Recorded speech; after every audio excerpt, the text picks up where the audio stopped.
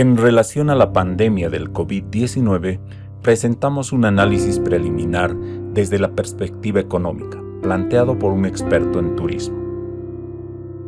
La relación entre los tres conceptos analizados es: la causa es el COVID-19, la economía en su conjunto es el marco y el turismo es el destinatario de todas las ideas propuestas.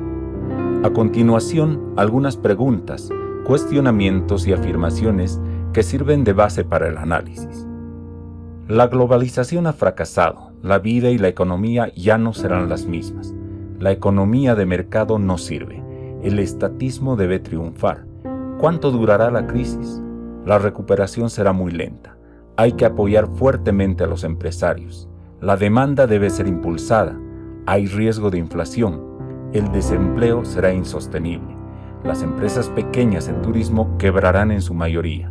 Los gobiernos no deben endeudarse. Se modificará el tipo de cambio. Estos y otros elementos son la preocupación de este análisis. En el ámbito macroeconómico, las políticas públicas se orientan siempre a mantener los equilibrios saludables como ser fiscal, monetario, ahorro, inversión, ingreso y gastos. En último término, dentro del desafío de incrementar permanentemente el Producto Interno Bruto, estas políticas oscilan entre evitar el desempleo o evitar la inflación.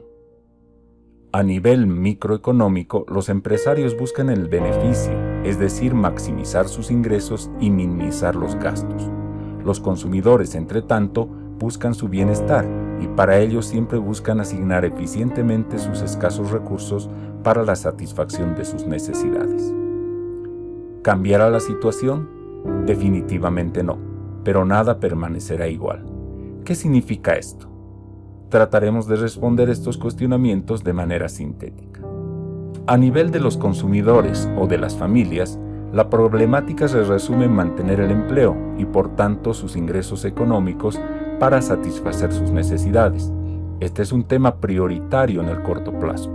Por tanto, los gobiernos deben garantizar el poder de compra de los individuos. En consecuencia, los bonos y el financiamiento hacia las empresas para que no despidan a sus empleados y traten de evitar el cierre o la quiebra empresarial son absolutamente justificados y pertinentes. Pero ojo, son y deben ser coyunturales. ¿Pero mantener el mismo tipo de empleo? No. Desde ahora a tomar conciencia que la volatilidad de los empleos tradicionales es alta y hay que reorientarse a empleos donde la tecnología sea el eje central.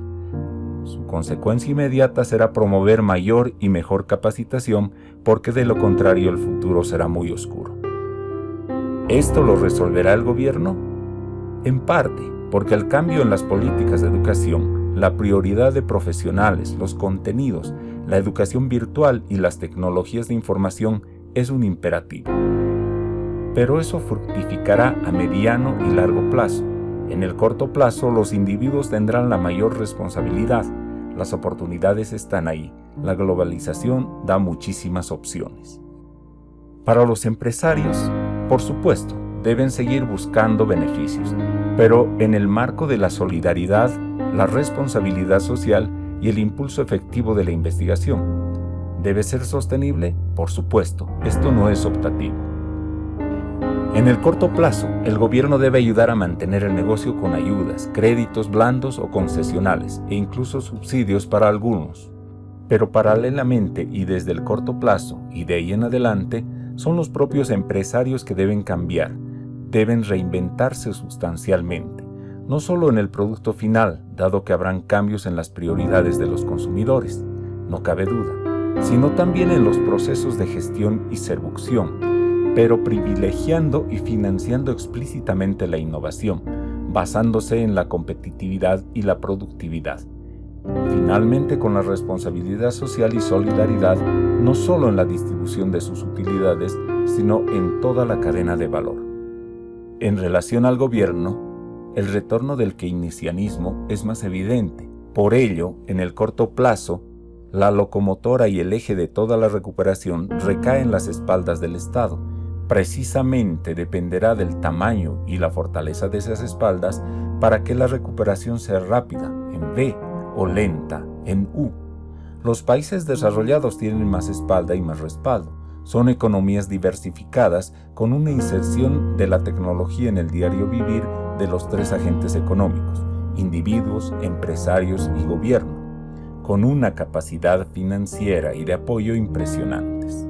Los países en vías de desarrollo, todo lo contrario, son productores de materias primas, con lenta inserción de tecnología y limitada capacidad de financiamiento.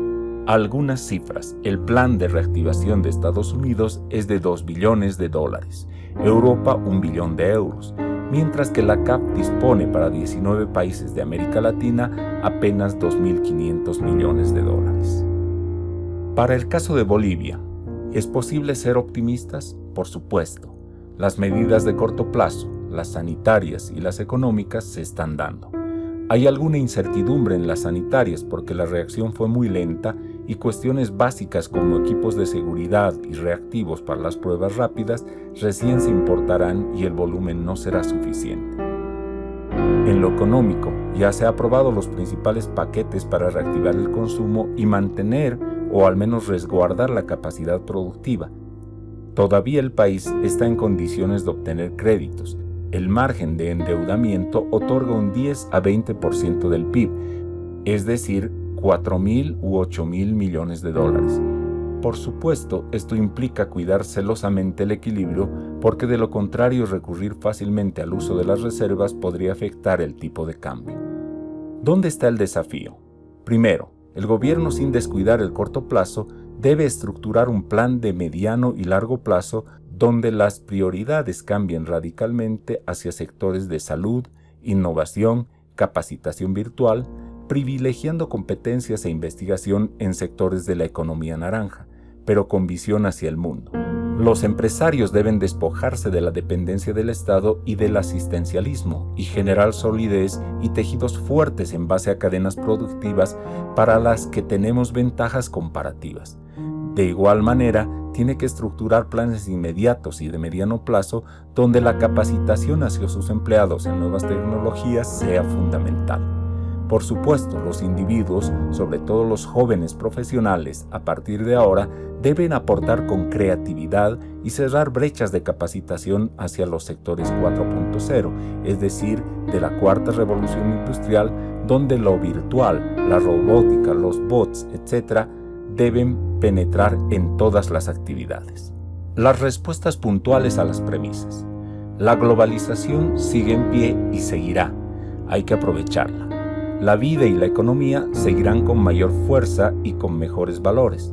¿Seguirá la economía del mercado? Claro que sí, en la mayoría de los sectores productivos porque induce la creatividad. ¿El estatismo?